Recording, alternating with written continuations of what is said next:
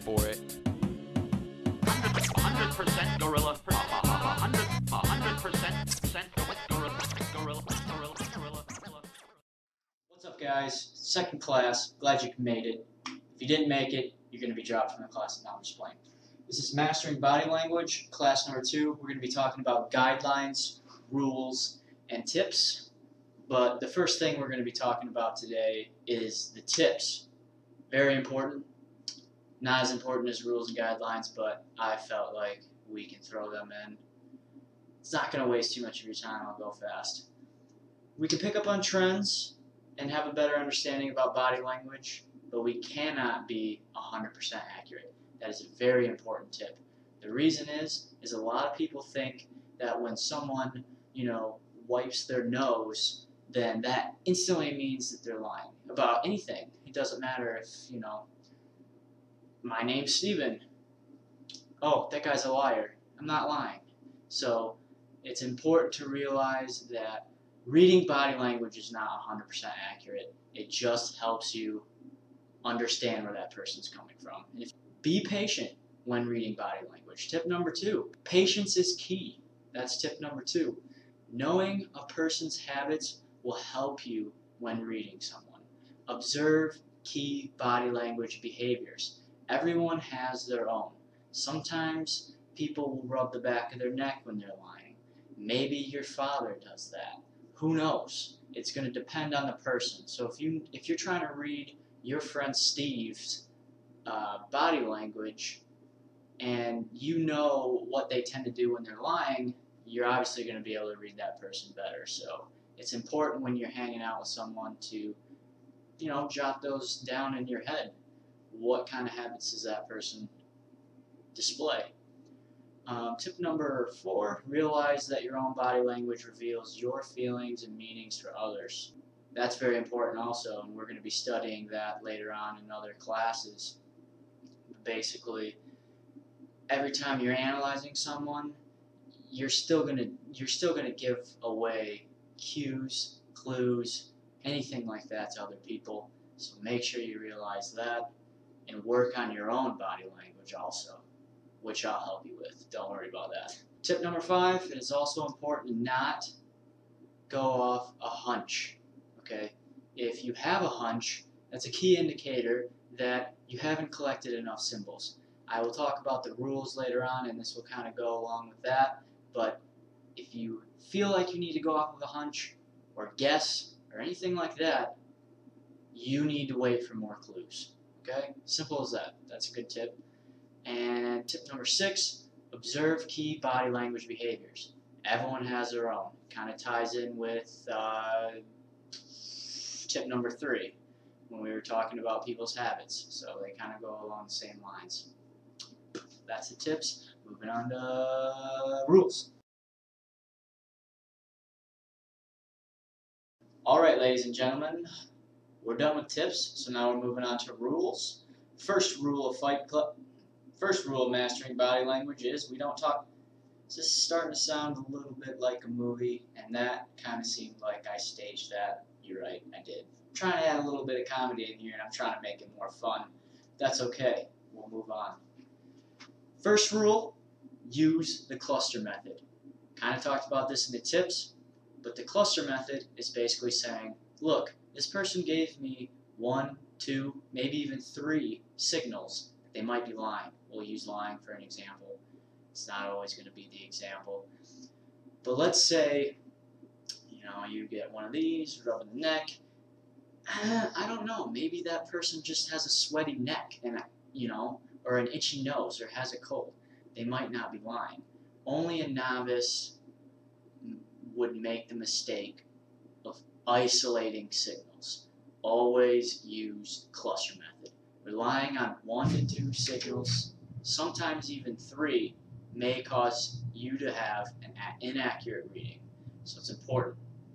Focus on the cluster method. Very important rule. You'll be quizzed on it next week. I'm just kidding. There's not going to be any quizzes. Second rule, look for congruence. If you don't know what congruence means, it means look for an agreement in something. If body language doesn't match what's being said, it is incongruent, not in agreement. So, for an example, you see how much waving I do? It's just extrovert stuff, okay? I don't know why I do it. It's just deal with it. Don't focus on it. Focus on the board. Focus on what I'm saying. Listen. Don't let the ADD kick in, okay? Women, if they see you saying, "Oh, I'm a very confident person. I'm not clingy at all," and you're kind of leaning towards them. Sorry, I was out of camera. Asking them a bunch of questions. Where are you going on Friday? Oh yeah, what movie are you seeing? What are you doing after? I'm kind of smothering her, following her wherever she goes. That's not congruent body language. It's not congruent at all. It's not in agreement. And the cool thing, well, not cool for us guys anyway, but it's kind of a cool little thing to know about, is women choose the nonverbal body language. They choose the body language over what you're saying if they don't match. So that whole example of, I'm not a needy guy, I'm confident, and I'm holding my drink right here, those dudes that like stand over in the corner like, "What's up, girl? How you doing?" I am not displaying what I just said. And women will go with body language. They're excellent body language readers, I guess, as far as what I've heard. So if there's any ladies out here watching this video, feel free to comment and let us all know about some of your experiences, maybe going to the bar or the library. I mean, women get hit on anywhere, so feel free to share. Rule number 3, read gestures and context. Sorry, my head's kind of chopped off. If someone is sitting on a bench outside with their arms crossed, legs crossed, and let me show you. So let's say I'm sitting on a bench, my legs are crossed and my arms are crossed. I'm kind of sitting like this. Okay? This is all about reading gestures in context, in their environment, in the situation. Okay? I'm being defensive, right? I'm nervous, or I'm being defensive about something. Psych. They're not being defensive at all because it's cold out and it's snowing. So if it's snowing and this man has his arms crossed and his legs crossed, it's because he's cold. Okay? That's as simple as you can get with this rule, third rule, reading gestures in context. Okay? You read the body with the environment or situation. So another example, okay? Let's say you are explaining something in an interview, and the person across the table, the boss, the CEO, the manager, who's interviewing you,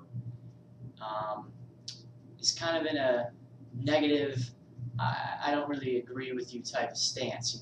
Let me get closer for this one. Kind of sitting like this, legs crossed, might seem like they're just not sure on what you're saying. It kind of depends on the mentality, maybe like this. Because it's in an interview, this person isn't agreeing with what you're saying. Or they just simply are being very skeptical of what you're saying. So, once again, because it's an interview and someone's sitting like this, if someone was sitting like this in the library, they're probably just thinking. But if it's in an interview situation, heads up, they might be skeptical of what you're saying. So, I read your company policies, and I feel as though the strengths that I can bring to the company. This guy is not serious right now. Quick, he's showing negative body language. Change what you're saying. Do something. Show him positive body language. Oh my god, you just learned this stuff. You didn't get the interview. Way to go, Steven. Way to go. Rules. So we've covered tips and rules so far. Alright folks, I'm glad you made it this far. We've covered rules, tips, and now we're on to guidelines, or I would like to call them more of warnings. So that's my bad. I call it the guidelines, but it's more of warnings. And the first one that we're going to be talking about is avoiding paralysis by analysis. This was in one of the books I read. I have it on Kindle. I'll put the books in the description so you can read them if you want to purchase them.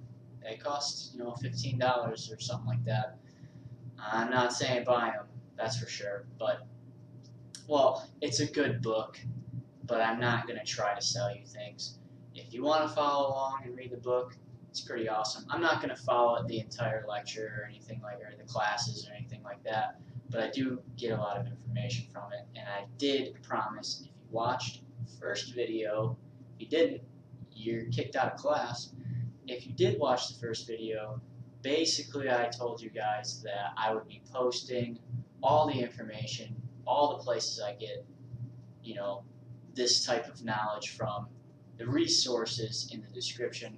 Check it out.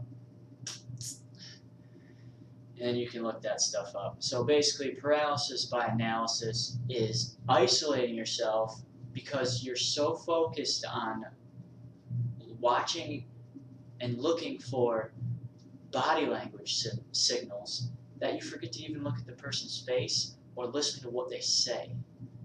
And, let's see if I can think of an example on the spot. Maybe your dad is yelling at you because you forgot to do your chores or some stupid shit like that. And your dad's yelling at you, and you decide this is the perfect moment to read his body language. See if he's really that mad. See how far you can push his buttons. And as he's yelling at you, you're just so focused on, where his feet are pointing. Are you even listening to what I'm saying, you little bastard?